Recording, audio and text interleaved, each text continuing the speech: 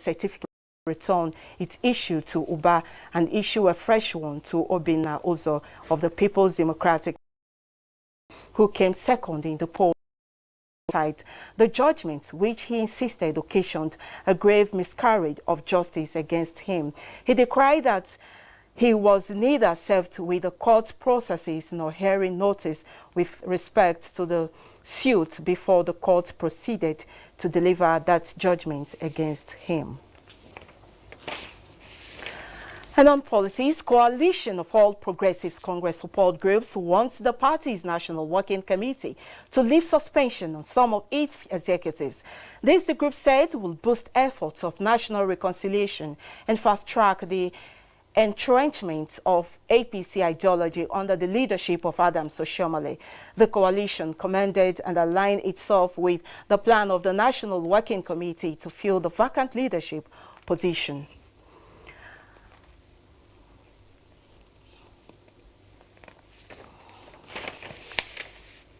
Meanwhile, the People's Democratic Party has resolved to set up a committee to review the outcome of the 2019 general elections and other elections after it. This was part of the communique at the end of the 87th National Executive Committee meeting in Abuja. Timothy Yusuf reports.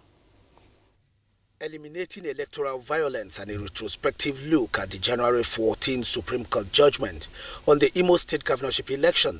Top deliberations at this meeting attended by the ousted Imo State Governor, Emeka Ihedioha.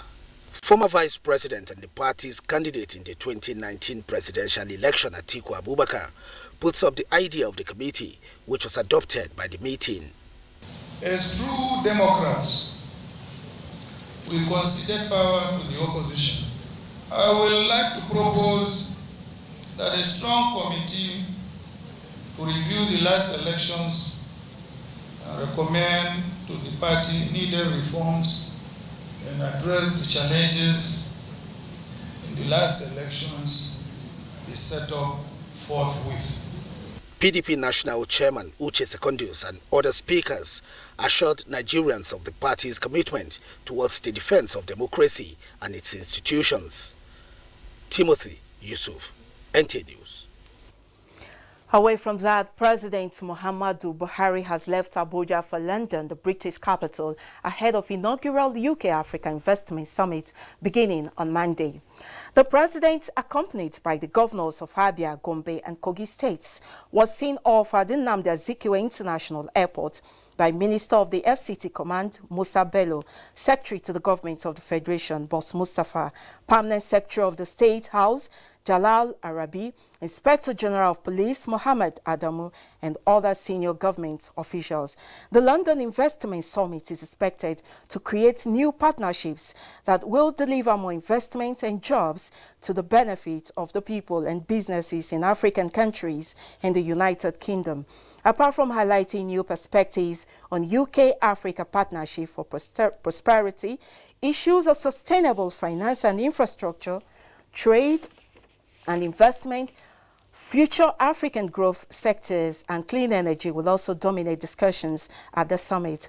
With the expected takeoff of the African Continental Free Trade Area this year, the summit will provide Nigeria with the opportunity to project itself as a leading investment destination for new industries, as well as deepen Nigeria-United Kingdom investment ties post-Brexit era. While in the United Kingdom, President Buhari and his delegation will have bilateral meetings with the British Prime Minister Boris Johnson, as well as heads of multilateral organizations. This is the news on NTA International, reaching you from Abuja. When we return, U.S. President impeachment trial and other stories. Stay with us. Today or 4 days when my girls won't come visit and I need to come go expire. Oh, my guys, they can't follow me watch this match. I must not fall the hand.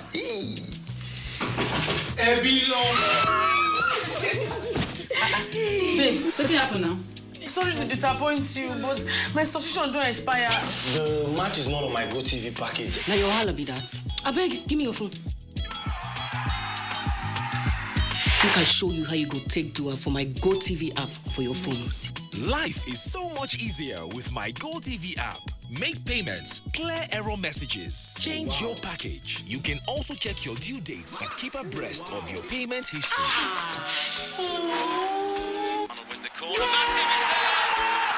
The new My Go TV app is everything you need in one place. So what are you waiting for?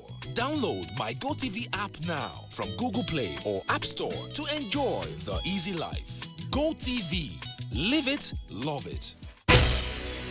NTA International News. Africa as it is. It's glad to know you're still there. Republicans are now on the spot as U.S. Senate braces for impeachment trial of President Donald Trump. Adebola Brooks-Sende has been following the proceedings. 100 lawmakers of the U.S. Senate have been sworn in as jurors for the impending impeachment trial of President Donald Trump.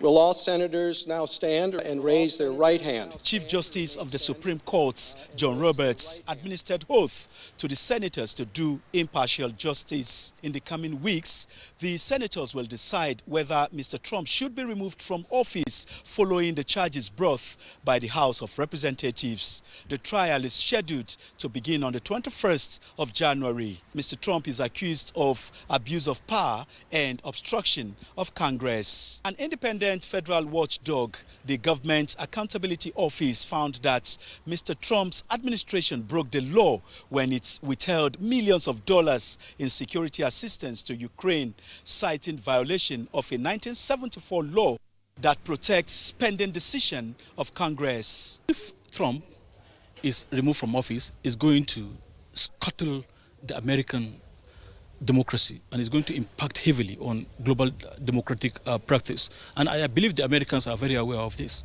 The White House Budget Office rejected the findings while Mr. Trump denied wrongdoing and branded the case against him as falsehood.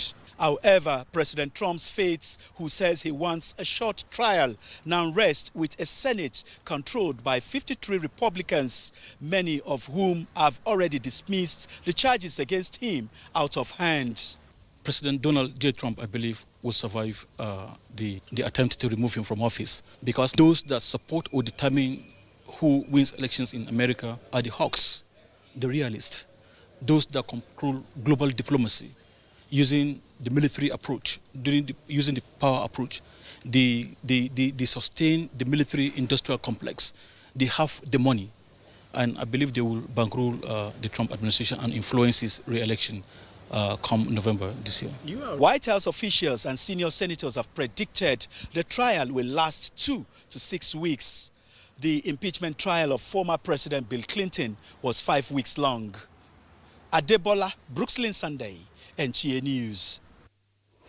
Many thanks, Adebola. And for more stories on the foreign scene, let's join Uche Ugochukwu. You're welcome. United Nations Human Rights Chief Michelle Bachelet has called for an immediate cessation of hostilities in Idlib, Syria, lamenting the latest ceasefire had failed to protect civilians.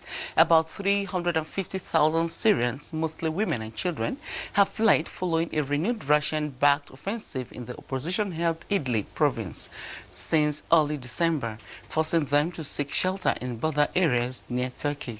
Reports say Germany and the United Nations will push rival Libyan camps and their foreign backers fighting over the capital to agree on Sunday to a truce and monitoring mechanism as first steps towards peace. But the meeting in Berlin at Chancellor Angela Merkel's headquarters failed to broker power sharing between the Eastern-based forces and the internationally recognized government in Tripoli.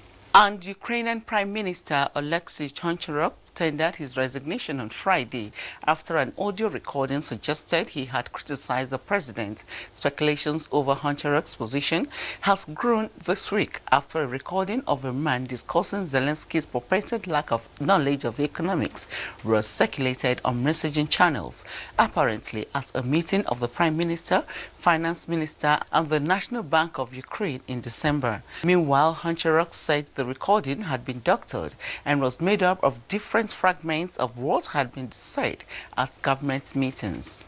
That's it from this end. I am Uche Ugochukwu. Let's talk agriculture now. The Cross River State Government, Central Bank of Nigeria, and Rice Farmers Association of Nigeria have signed a multi-billion naira contract to supply rice seedlings to rice farmers from the Rice Seeds and Seedlings factory at the Ayade Industrial Park, Calabar. Paul Eber reports that the signing of the MOU preceded the official national flag-off of the 2020 dry season rice farming program in Nigeria. One of the cardinal people-oriented policies of the President Muhammadu Buhari-led administration is the agricultural diversification agenda, which Cross River State embraced. Today, that act has endeared the Central Bank of Nigeria, CBN, and the Rice Farmers Association of Nigeria, RIFAN, to seal a deal with the signing of the contract.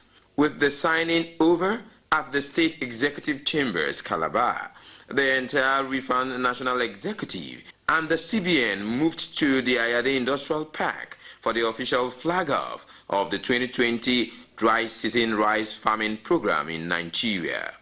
Speaker after speaker praised the Cross River State government for evolving in the rice value chain, thus making the state an economic viable hub. They called for an extension of the initiative to cocoa, oil palm, cotton, among others, while commending the state government for the agricultural foresight to boost the nation's economy and making adequate preparation to support the agenda of the dry season farming. If you're looking at working capital to drive this kind of thing, we'll give you just as we have done with the Cross River State government. We are confident today that the flag-off that took place here is really not a political one, and we are sure that it will be 100% success. When we become self-reliant in terms of food security, then we can think of technology. Agro-industrial level is the first step. The entourage was taken round on a guided tour to some agricultural machineries and agro-industrial factories at the Ayade Industrial Park. I am Paul Abel, NTA News. In another development, the Federal Ministry of Water Resources has assured Nigerians a better service delivery through effective care in a responsive manner in line with its mandate. Tafawa Hamza Mayo reports that this was at the opening of the 4th quarterly meeting of Servicom local officers of the agencies under the ministry. These are Servicom focal officers from the 12 river basin development authorities in the country. They are in order to brainstorm on how to improve service delivery. We go around our project offices, we gather our customers, the contractors, the Water Users Association, the farmers. We gather them, then we enlighten them more. Through ethics, when you have the right attitude, then service is going to be delivered. At the end, the focal officers maintain that good service delivery provides clients an increase in value, knowing that public service needs positive and right attitude. In Yola, Tafawa Hamza Mayo, NTA News. In the meantime, President Muhammadu Buhari has sent a message of congratulations to newlyweds Muhammad Garba Shehu and Zuwaira Omar Farouk, urging them to learn to be patient with one another. In a letter to the Senior Special Assistant to the President on Media and Publicity, Garba Shehu, the father of the groom, the First Lady, Mrs. Aisha Muhammadu Buhari, said she will continue to pray for the success of the marriage. The President was represented by Boss Mustafa, Secretary to the Government of the Federation, the Minister of Defense, Major General Bashir Magashi, retired, and the Permanent Secretary, State House, Jalal Arabi. The Governor of Kano State, Dr. Abdullahi Umar Ganduje, received the bride on behalf of the Muhammad Garba Shehu at the event attended by the governors of Jigawa, Abubakar Badaru, Simon Lalong, Plateau State, Abubakar Badaru Kebi, and that of Edo, Godwin Obaseki. The wedding Fatiha took place at the Enondo Mosque, Wuse, Abuja. Meanwhile, President Muhammadu Buhari has joined family and friends of the former Secretary General of the Commonwealth, Chief Emeka Anyoko, on his 87th birthday. The President President Buhari, in a congratulatory message to the renowned diplomat, commended his efforts towards projecting Nigeria and also ensuring that the world comes to terms with the position of the country on global issues. The president extols Chief Anyoku's statesmanship and unwavering conviction on the unity of the country, with his regular encouragement on Nigerian leaders to follow the path of honor in making sacrifices that will secure the future of the country and be remembered by posterity.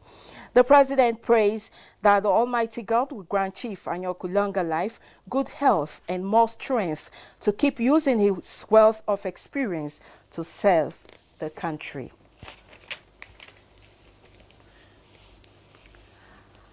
And Olaiko Joe is standing by for business news.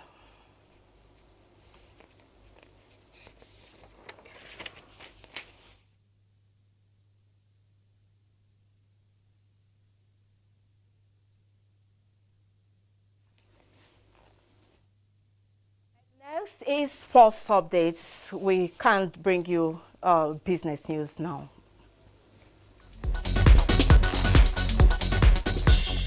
Grassroots sports take center stage in 2020 with series of competitions and programs lined up to aid the discovery of modern talents across the country by the Ministry of Youth and Sports Development.